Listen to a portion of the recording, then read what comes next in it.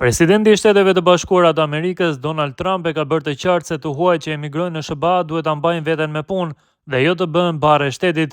Prandaj të mërkurën e 14 janarit vendosi ta pezullojë përkohësisht lëshimin e vizave të emigrimit nga 75 vende të botës, përfshirë Shqipërinë dhe Kosovën.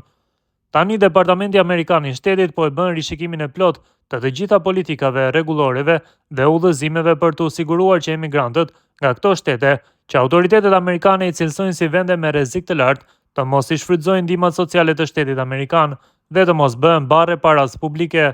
Vendimi i cili prek edhe kosovarët që duan të aplikojnë për vizë emigrantësh, e njohur më shumë si Green Card, do të hyjë në fuqi me 21 janar 2026. Por çfarë është viza e emigrimit? Viza e emigrimit është vizë që ja mundson një shtetasit të huaj të hyjë në Shtetet e Bashkuara me qëllim që të jetojë atje për jetë. Pra në thelb kjo vizë është bileta që ja mundson përfituesit të bëhet ligjërisht banor i përhershëm në SBA, si mbajtësi i Green Card. Kjo vizë u lëshohet atyre që duan të zhvendosen për herë në Amerikë, në vend se ta vizitojnë përkohësisht për turizëm, studime ose punë.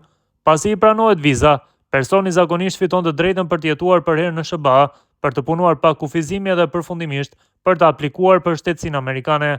Shtetasit nga vendet e prekura nga vendimi i Trumpit mund të bëjnë kërkesë për vizë dhe mund të marrin pjesë në intervistë. Departamenti i Shtetit njoftoi se do të vazhdojë të caktojë termine për intervista, pavarësisht se gjatë kohës së pezullimit nuk do të lëshojë vizat e emigrimit për shtetasit e 75 vendeve të prekura nga ky vendim. Shtetasit me 2 shtetësi që aplikojnë me pasaportë të vlefshme të një vendi që nuk është i futur në listën e 75 vendeve të prekura nuk preken nga ky vendim.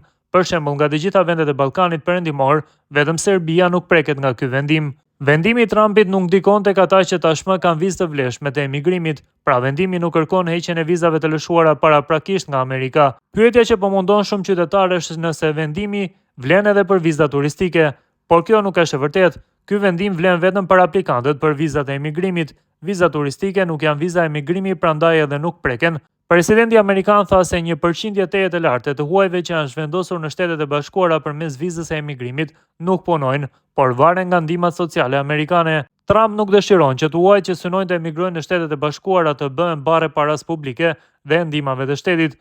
Për shembull, 46% e shtetasve të Kosovës që kanë shkuar në Amerikë përmes vizës së emigrimit marrin ndihma sociale nga qeveria amerikane, sipas listës së publikuar nga Trump në rrjetet sociale më 4 janar.